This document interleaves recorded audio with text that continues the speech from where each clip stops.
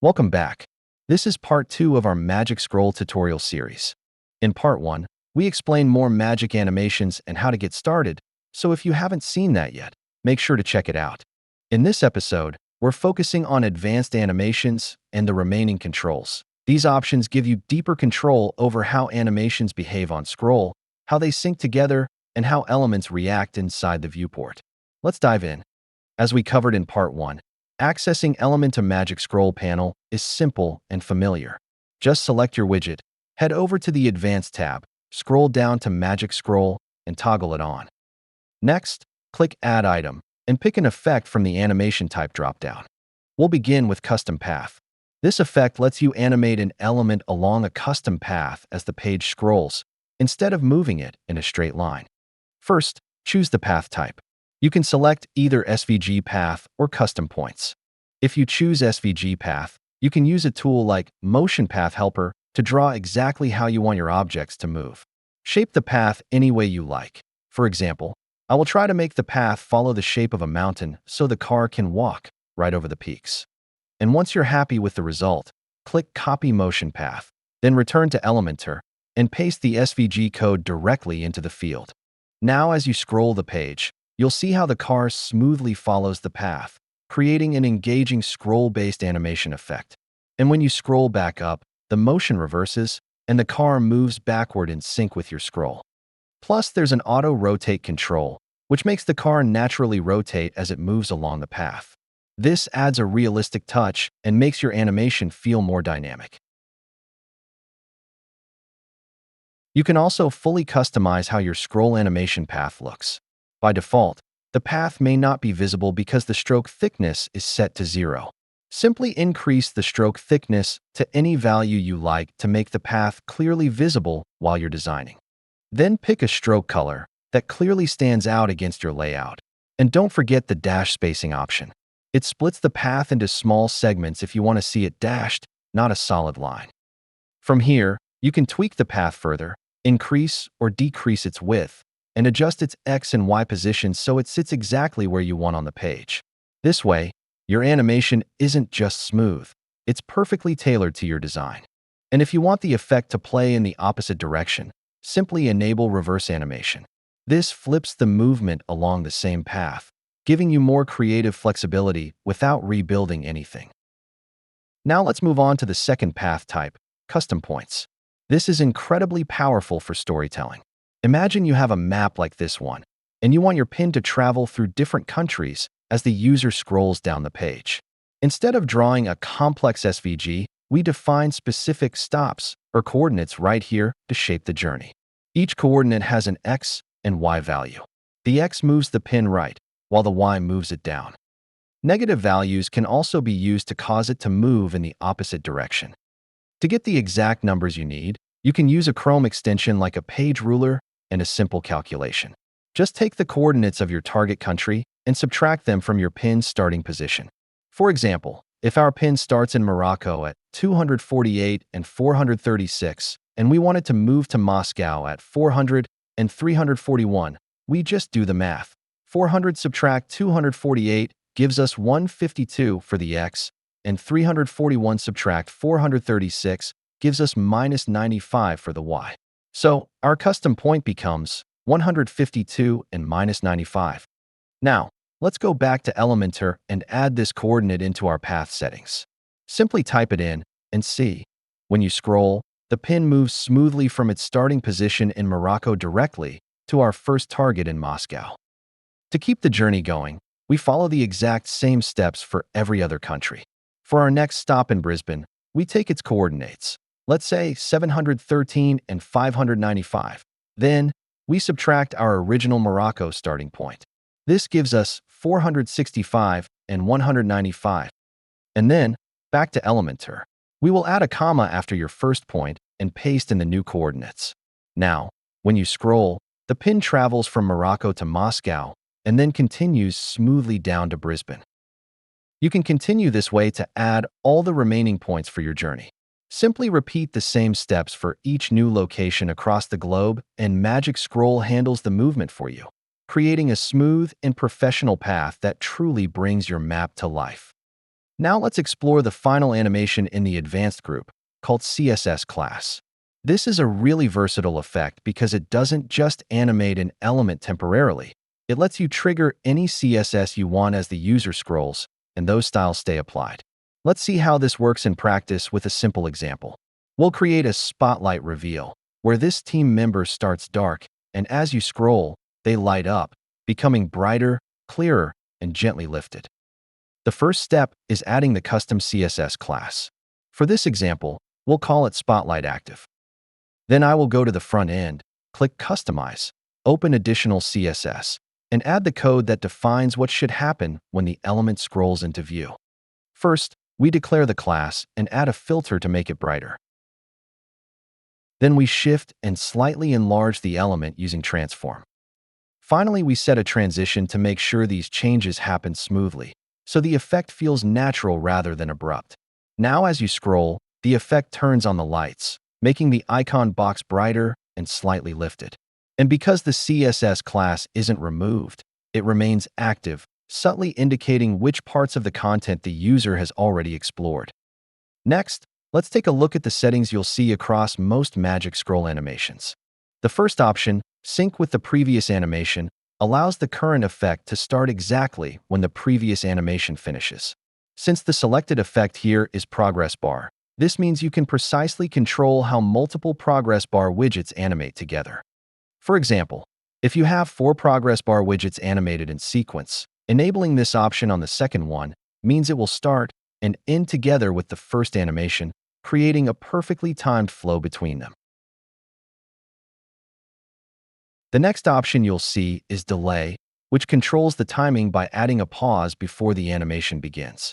This allows the element to stay in its initial state for a moment, then animate after a short wait, giving you more control over the rhythm of the animation.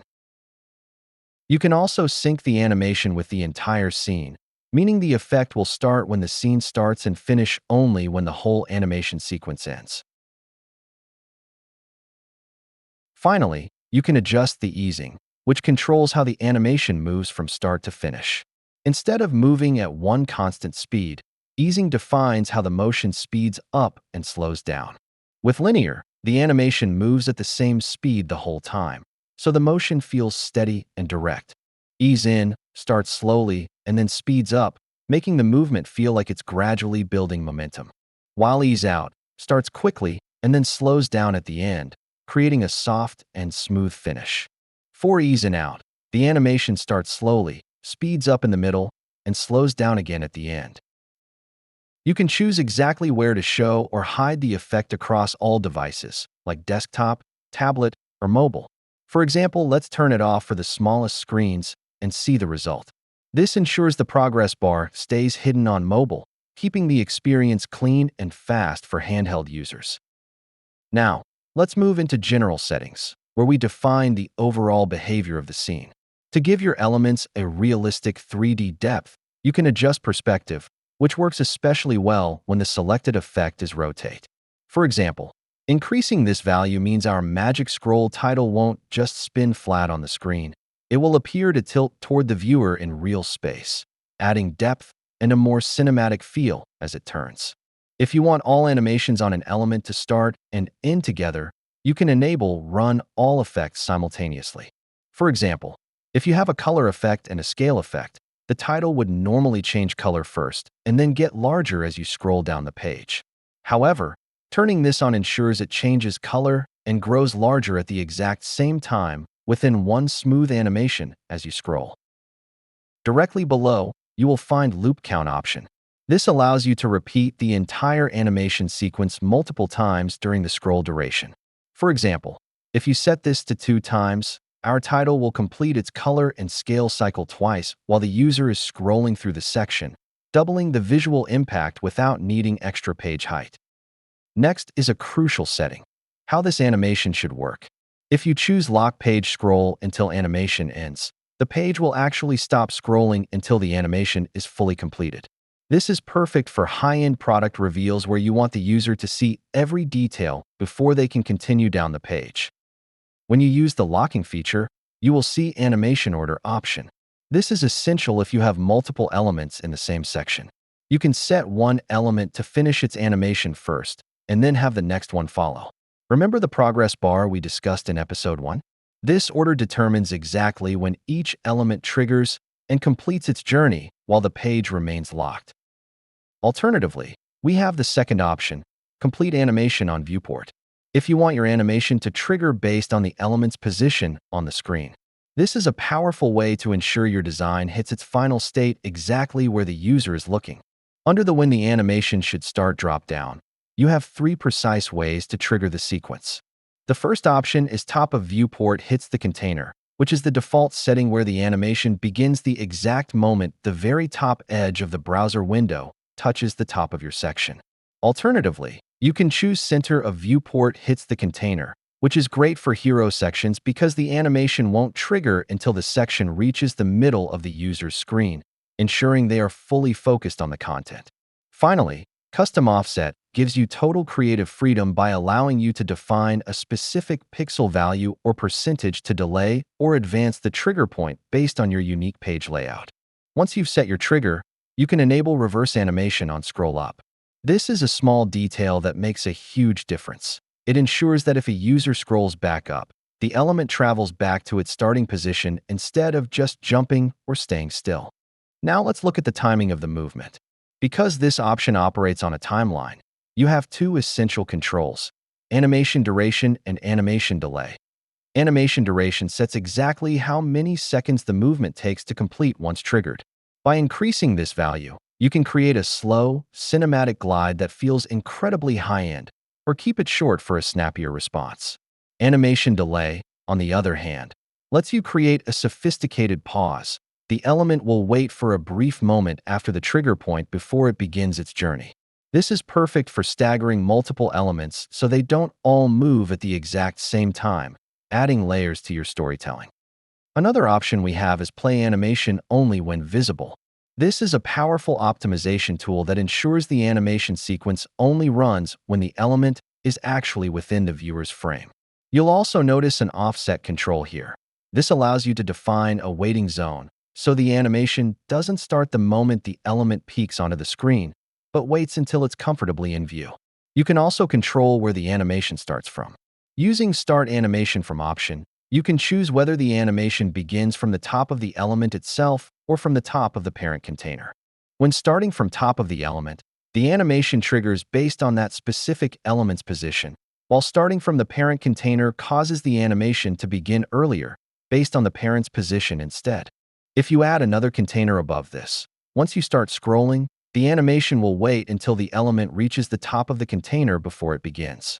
This gives you much more flexibility, especially when working with nested sections, inner containers, or more complex layouts. After that, you can adjust how fast the animation plays. By decreasing the animation speed, the movement becomes slower and more controlled, perfect for longer scroll sections or when you want the motion to feel smooth. Right below, you'll see scrub control. The higher the scrub value, the more closely the animation follows the user scrolling. This gives you precise control over the animation, making it follow the scroll exactly. Now let's talk about one of the most professional features, stick to another element. This is the pinning effect you see on premium sites where an element follows a target as you scroll.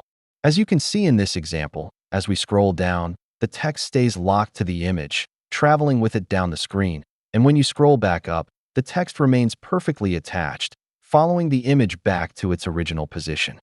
To achieve this, you first give your target element container a CSS ID. For example, let's call it sticky. Then, select the text you want to pin, go to its Advanced tab, scroll down to Magic Scroll Settings, and enable it. Under How Animation Should Work, select Stick to Another Element and enter that same ID into the Stick This Element field, making sure to include the hashtag so the code knows to link them.